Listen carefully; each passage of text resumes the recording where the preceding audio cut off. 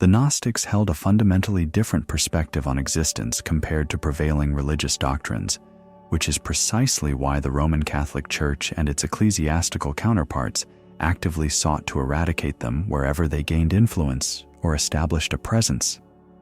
They spoke of entities known as Archons, whom they claimed were responsible for the creation of our physical cosmos. These beings were equated with the Judeo-Christian God, Yahweh, or Jehovah. When one examines the Old Testament accounts of divine wrath, including instances of slaughter and severe punishment, it aligns precisely with the Gnostic descriptions of the Archons. The Gnostics posited that the Archons, or the demiurge as they were also called, lacked genuine creative imagination and harbored envy towards humans who possessed a connection to a different form of reality. The existence we perceive has been co-opted by a force that ancient peoples referred to as Archons, though various cultures across history have used different names for this same power or these same entities. This entire system, our perceived reality, is designed to program our perception, to distort and invert it. This is why we often feel as though we are living in a chaotic or nonsensical world. It is an inversion of the natural order. The overarching narrative we are fed is that we are powerless. This is what the Matrix and its agents consistently tell us, that we must defer to authority. However, the truth is that we possess the inherent power. We are awakened. We hold the power. Since the dawn of human civilization, we have consistently gazed skyward, seeking the countenance of a divine being. We erected grand structures, altars, and forged vast empires, all with the fervent hope that somewhere beyond the celestial expanse, a supreme entity observed our existence. For countless ages, we have been instructed that God is an absolute ruler, a monarch enthroned in radiant light, demanding unwavering obedience, requiring devout worship, and promising eternal paradise for those who remained loyal. He was depicted as a cosmic king, a celestial judge, and a paternal figure. This singular image has profoundly shaped every civilization, the rationale behind every conflict waged in his name, and every silent plea cast into the darkness. But what if the deity we have been conditioned to venerate is not the ultimate origin of all things? What if the being we identified as God was merely a dim reflection, a distorted echo of divine power filtered through the lenses of fear and control? What if the true progenitor of existence is not a remote sovereign, but something far more intrinsic, boundless, and concealed within the very essence of every living creature? Beyond that ephemeral shadow, beyond the celestial realms and the stratified hierarchies we have constructed in our minds, there exists a presence that defies nomenclature and confinement. It does not issue commands, it simply is, the quiescent pulse that underpins all of existence. This is the monad, the singular unity that transcends deities, forms, and illusions, the primordial fount from which all things flow and to which all must eventually return. For me, this was one of the most profound revelations in understanding the fundamental nature of reality. In the year 1945, a sealed vessel was discovered containing a vast collection of ancient documents bound in leather. These texts described the Archons and their chief, the demiurge, as a fabricated deity responsible for the creation of our perceived material reality. According to the Gnostic scriptures, the Archons produced an imperfect imitation, as they described it, of our original state of being. That original reality was akin to an archetypal realm. The intention was to construct this illusory existence and then bind humanity to this flawed copy, leading us to decipher it as reality because it is the only one we can perceive. Through the manipulation of illusions, these entities can exert influence over humans, Once we become entangled in this system, we begin to sever our connection to the heart, to the timeless and spaceless dimensions, and allow this manufactured reality to govern our perception. For millennia, humanity has been indoctrined to seek external sources of authority, to solicit guidance, protection, and ultimate deliverance from a God seated upon a celestial throne. We were told this deity held dominion over life and death, that it rewarded adherence to its will, punished transgression, and dictated the ultimate destiny of every soul.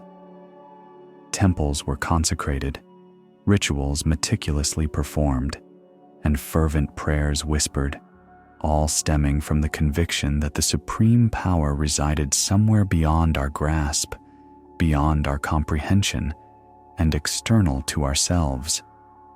But what if this deity was never the true source of existence? What if the depiction of an omnipotent ruler was not intended to awaken us, but rather to keep us constrained, compliant, and apprehensive?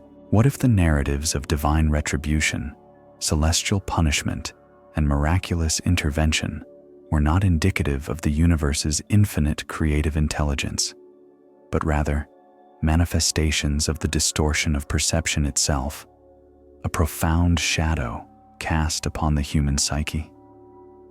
David Icke articulates this concept as a matrix, an all-encompassing system that shapes our perception of reality, our interactions with one another, and even our self-awareness. It is a matrix constructed from belief, apprehension, and illusion, meticulously designed to obscure our innate identity. This system thrives on emotional programming that directs our focus towards the external world, where humanity is encouraged to seek meaning, authority, and salvation from outside sources, thereby forgetting that these very elements were meant to originate from within. Across the vast tapestry of time and culture, this matrix has been symbolically represented. The Archons of gnostic texts, these rulers who distort perception, the serpent deities of ancient mythologies, characterized by their cunning and deceit, the jinn of pre-Islamic lore, ethereal beings who manipulate and sow confusion, and even the Anunnaki of Sumerian and Babylonian traditions, or the infernal figures of early Christianity, all share a common characteristic. They are consistently portrayed as entities that limit, control, and subvert the natural order of things. According to Gnostic doctrine, these archons were not inherently malevolent in a moral sense, but rather incomplete. They lacked the vital spark of creative consciousness, the inherent ability to generate life, love, or imagination. They could mimic, manipulate, and distort, but they were incapable of bringing something into existence from absolute nothingness. Their power resided in their capacity for deception, in crafting illusions so convincing that humanity would lose touch with its own divine origin. These beings, these forces, can be understood through various lenses, as archetypal figures in mythology, as symbolic representations of our deepest fears and societal conditioning, or even as projections of the ego, that aspect of consciousness that perceives itself as separate, vulnerable, and limited. They manifest wherever humans surrender their power to external authorities, where adherence to conformity is valued over intellectual curiosity, and where fear dictates decision-making and perception.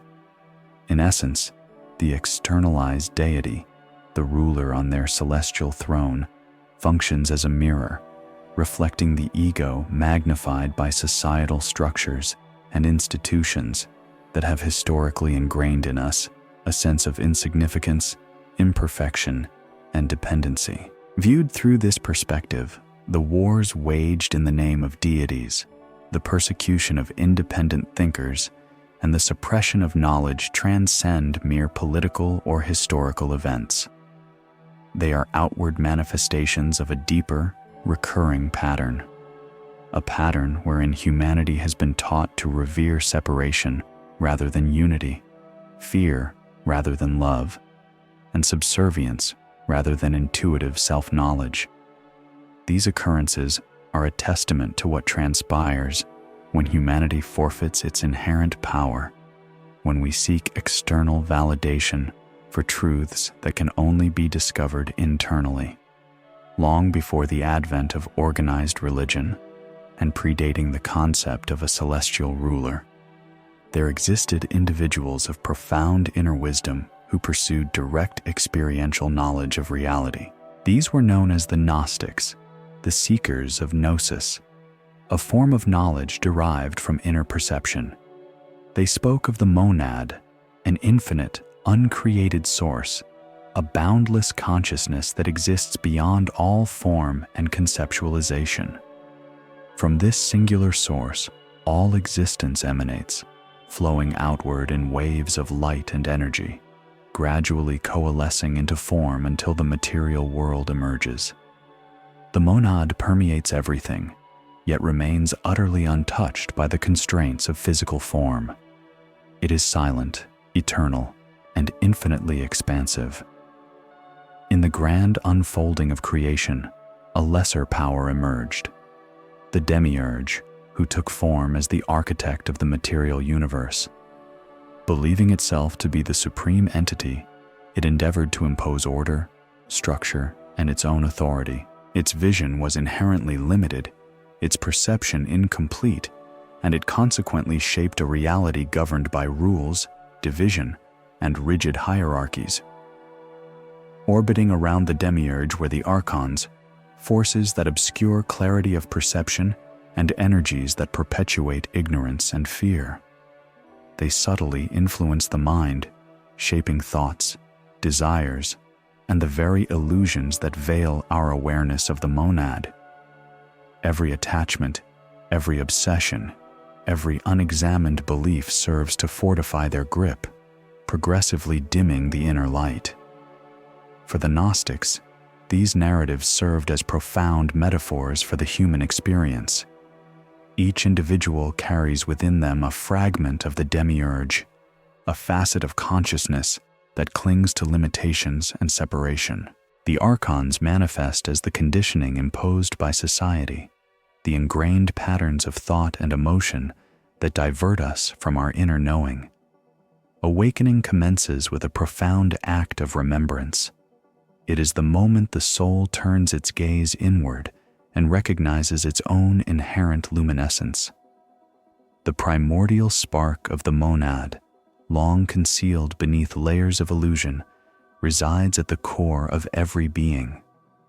Through introspection, conscious breathing, energetic practices, and the profound release of what the physical body has held for lifetimes, these obscuring layers gradually dissipate.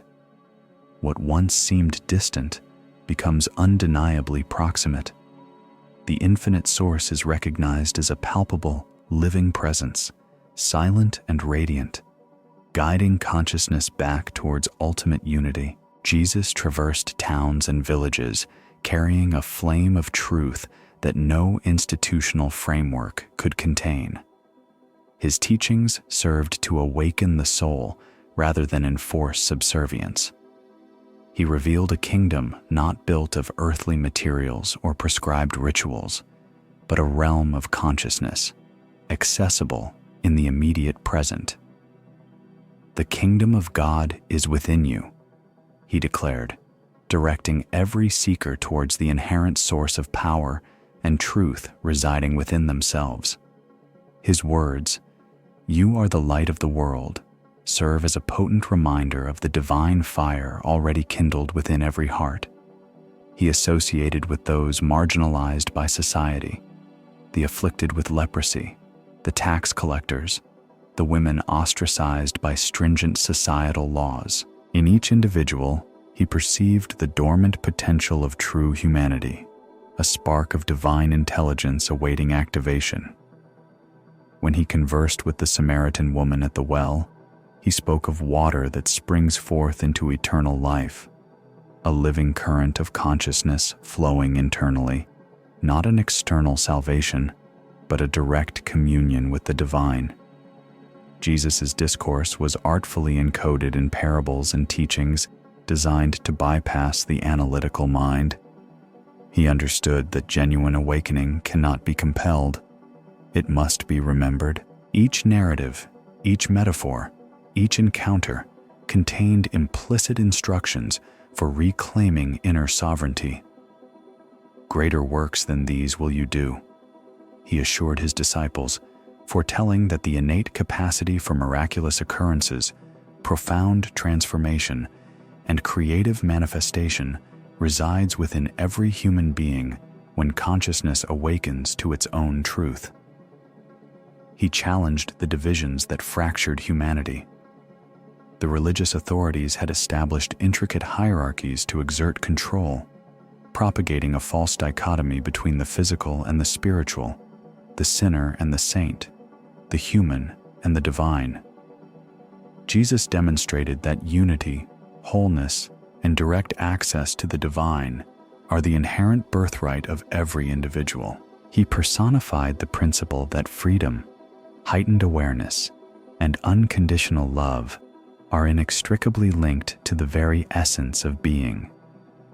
Throughout his life, he exemplified what is achievable when one transcends fear, ingrained conditioning, and deceptive illusions, healing the infirm, moving beyond perceived limitations, and manifesting new realities. These were not extraordinary feats, but natural expressions of an awakened consciousness, glimpses of a state accessible to every human. His teachings were not an invitation to worship him, but a guide to igniting the same inner radiance that he embodied. He revealed that stillness, mindful observation, and inward attention are the essential pathways to this awakening. Prayer and ritual hold limited efficacy compared to entering the profound silence within, observing the workings of the mind without judgment, and noticing the awareness that bears witness to all thoughts and emotions. "Before Abraham was, I am," he proclaimed, an profound invitation to recognize the eternal presence that transcends the confines of time, the very same presence that animates every conscious being. Jesus directly confronted the structures that sought to obscure this fundamental truth.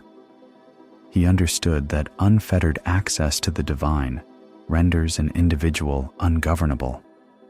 The power he embodied posed a direct threat to hierarchies built upon fear, guilt, and a sense of dependence. The profound wisdom of the Gnostics preserved his teachings within their hidden texts, such as the Gospel of Thomas, Mary, and Philip, which encoded practical methodologies for inner liberation for those ready to awaken. These teachings were deemed too potent and potentially destabilizing to be widely disseminated. They revealed that every human possesses direct access to the divine, that no intermediary, whether priest, church, or institution, stands between an individual and the ultimate source. They elucidated that the kingdom of heaven is not a distant realm to be attained after death, but a vibrant state of consciousness accessible in the here and now. What Rome truly feared was not Jesus himself, but the profound realization that this same potent power resides within every individual. To contain this realization, they constructed elaborate frameworks around his message, doctrines, rituals, and institutions that systematically shifted the focus outward, framing devotion as an external act. The nascent spark of awakening was consequently obscured, buried beneath layers of enforced authority. It persisted in secrecy, carried covertly through the centuries, often prescribed yet preserved for those receptive to its message. As a consequence, the majority of individuals today experience a pervasive sense of powerlessness, separation, and insignificance. A systematic conditioning has effectively erased the awareness of our true nature, a deliberate forgetting that has been perpetuated and weaponized by control structures. They transformed Jesus, who demonstrated the profound unity of the human and the divine, into a remote figure of authority. They presented the path to God as attainable solely through intermediaries, when the truth is that it is realized by embodying what he himself exemplified. Salvation was reconceptualized as a transactional exchange rather than a process of inner transformation. People were taught that they were born inherently flawed, sinful, and unworthy of direct communion with the divine, and that they must diligently earn what was rightfully theirs. External authorities deliberately concealed your intrinsic power, your direct access, your birthright. Through a calculated blend of conditioning, manipulation, and distraction, they orchestrated the willing surrender of this power. Every time you utter, "I am merely human," you negate your own inherent divinity. Every time you conceive, "I could never achieve that," you impose limitations on your potential. Every time you seek the divine outside of yourself, you reinforce the illusion of separation. However, the profound moment you recognize your ability to directly enter the monad, the instant you realize you are not dependent on their intermediaries, their entire edifice of control crumbles. Through his teachings, Jesus illuminated that awakening is an intensely personal journey. He addressed the individual soul, not the amorphous crowd. If you bring forth what is within you, what you bring forth will save you. If you do not bring forth what is within you, what you do not bring forth will destroy you. Each person bears this profound responsibility. This is the seed of awakening, the unwavering flame that no empire, law, or institution could ever extinguish. Jesus' mission was one of completion, not origination. He came to dismantle divisions, to awaken humanity to its own inherent divinity, and to illuminate the path beyond illusion, fear, and control. The monad is not a distant ruler, nor an abstract concept to be dissected intellectually. It is the fundamental substratum of all existence, the silent source that pulses beneath the surface of everything. Jesus' words, his parables, and his very presence were profound invitations to recognize this intrinsic reality within ourselves. The kingdom of God is within you points directly to the living consciousness that predates fragmentation, separation, and the insidious grip of control and fear. The journey into the monad unfolds in distinct stages. Initially, there is silence, the tranquil focal point where awareness detaches from external clamor. In this stillness, the mind softens, thoughts loosen their grip, and attention pivots inward. You require no rituals, no intermediaries, no external authorization. Simply sit, breathe, allow the incessant noise of the world to recede. In this profound quietude, observe the fractured aspects of yourself without judgment, the anxious tendencies, the skeptical inclinations, the restless stirrings. Perceive them with absolute clarity.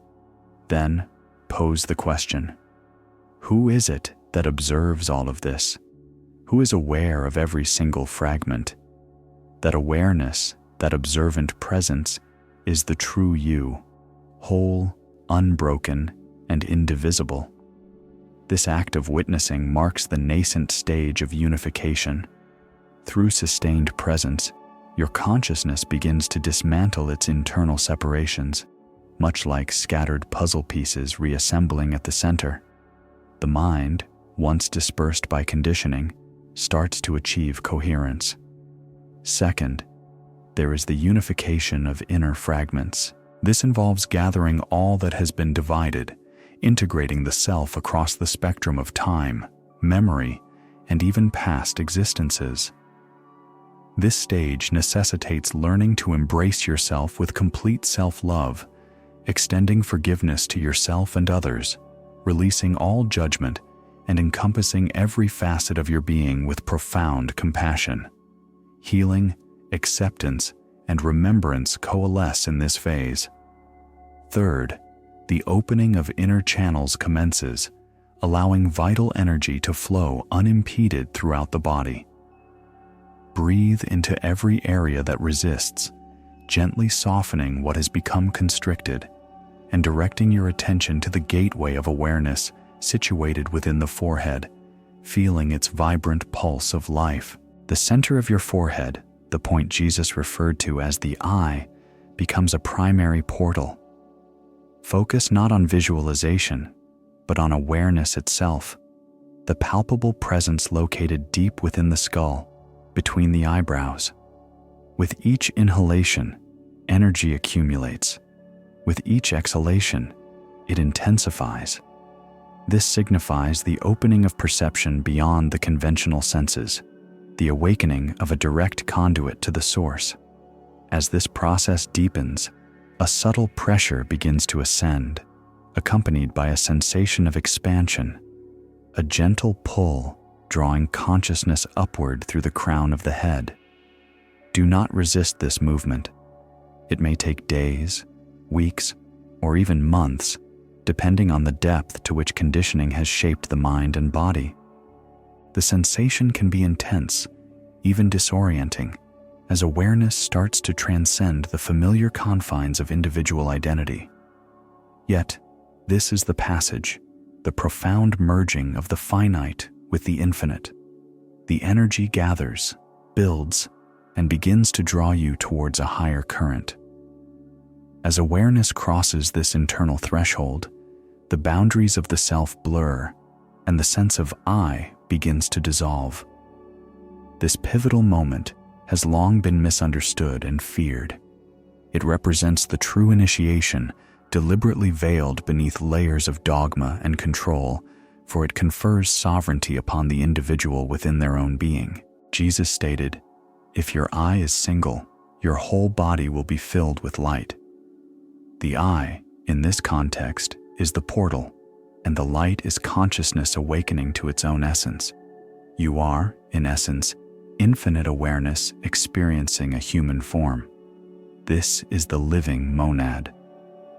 Once this transition is complete, awareness returns, still residing within a physical body, still present in this world, but fundamentally transformed. The mind becomes serene, the heart steady, and the presence of the monad is unmistakably palpable within you. Fourth, there is surrender. This occurs when consciousness expands beyond physical form, beyond the confines of individual identity, and into the all-encompassing field that sustains everything. As awareness ascends, layers of illusion begin to peel away. You start to discern the pervasive falsehoods, the narratives of separation, guilt, and limitation. The dogmas of organized religion and societal constructs, the subtle deceptions whispered within the mind, all become transparent. What was once concealed can no longer remain unseen. Then, something profound reawakens. Intuition sharpens, perception broadens, and the boundaries between thought and manifestation begin to thin. What previously appeared supernatural reveals itself as your inherent, natural state, a state long suppressed by systems of control. Freedom begins to radiate from within you, and this newfound freedom becomes a quiet, yet potent threat to all that thrives on obedience. Guilt can no longer bind you. Fear can no longer dictate your choices. You remember that you are already whole, already divine, already in complete unity with the Source. However, the ingrained old programming does not vanish effortlessly. It echoes through familiar voices, with individuals insisting you have changed, lost your way, or should revert to what is safe and ordinary. But these are merely the final reverberations of illusion. attempting to draw you back into the familiar confines of the cage. Stand firm in your awakening. Allow the energy to flow through you completely, through the crown of your head, through your entire body, through every single cell. The monad beckons you to remain fully awake within the world, clear, vibrant, and alive. And finally, fifth, there is recognition. This is the profound moment when you remember yourself as the monad embodied, as the infinite intelligence of creation breathing through you. When this activation unfolds, you become energetically perceptible. Your inner light begins to register within the universal field. And not everyone will welcome your liberation. Some will feel unsettled by it. Others may attempt to pull you back into the familiar patterns of restriction. Do not resort to force. Do not rush through extreme practices. The portal opens when you are truly ready, when your consciousness aligns with sincerity and balance.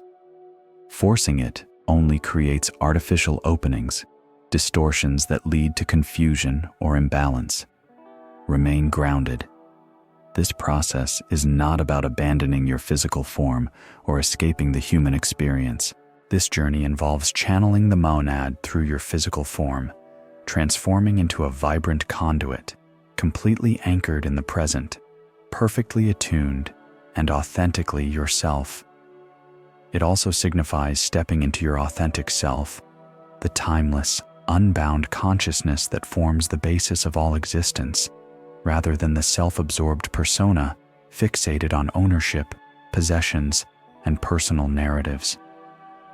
This profound realization transcends the vulnerable identity rooted in mine and me, moving past the turmoil, anxieties, and conflicts born from that confinement.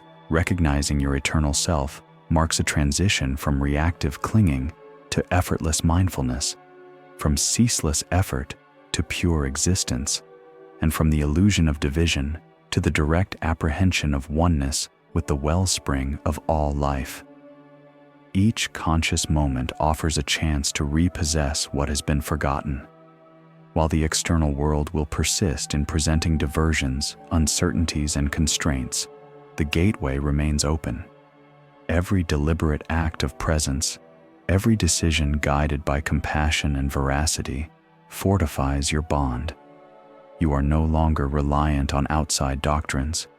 You are autonomous, fully conscious, and in direct communion with the Source. The lessons imparted by Jesus during his earthly sojourn serve as a guide, a testament, and a source of inspiration. He demonstrated the potential for spiritual awakening, and his enduring invitation continues to resonate. The monad is not an accolade to be earned. It is the inherent nature of your being, awaiting acknowledgement. As you embrace it, your perspective shifts, your inner knowing blossoms, and your actions radiate alignment with the fundamental structure of reality. You start to perceive the concealed designs, the subtle currents, and the intrinsic wisdom that permeates existence. Embarking on the path to the monad signifies the cessation of separation, a harmonious integration of all within you, and the dissolution of deception. It is a homecoming, a rediscovery, and a living enlightenment. As you progress, you understand that the divine is not an external entity, but is intrinsic to you, to life itself, and to the very rhythm of every instant. This is the genuine message that Jesus came to impart. The spiritual realm is not situated remotely, but is immediate and intrinsically yours, direct, unfettered, and boundless. The seat of divine authority has always resided within the human heart, not in distant celestial spheres. I trust this has provided you with enlightenment and encouragement on your path. Thank you for your attention.